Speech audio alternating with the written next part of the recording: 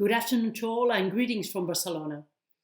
I would like to thank the organizers, and in particular my friend Roberta Coco from Milan, for the invitation to take part in this conference. The topic of this conversation could not come at a more relevant time. With vaccination steadily progressing in Europe, we are seemingly getting out of the health crisis. And this means that the focus of our efforts now is on reconstructing and transforming our city.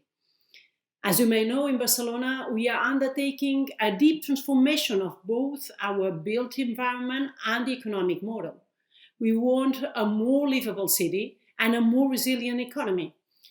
The ecological transition and the digital transformation are at the cornerstone of such process. Of course, our plans need large amounts of resources. We want to add cycle lanes, create more walkable spaces, and invest in low-carbon mobility solutions like the tram. And we also want to reskill local workers to prepare them for jobs in the digital and green energy sectors, and to boost new economic activities. We know that this will be costly, and that we will need to count on a municipal financial system that has not been substantially updated since the 70s. We also know that the success of these changes is not only linked to economic resources, but also to cultural change.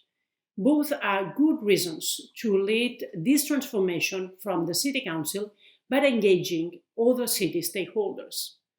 Let me share with you two very concrete policies that I think can provide some clarity.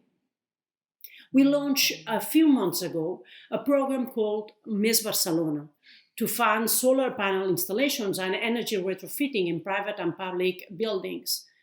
The City Council will contribute to the program with 50 million euros, and private investors will bring in at least an additional 100 million euros.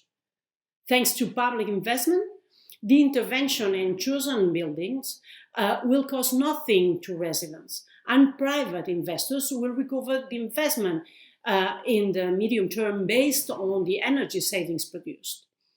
A second case is a pilot that we will be launching in July to address the digital divide. We will be providing a good quality internet connection, adequate devices, and digital training to low-income families.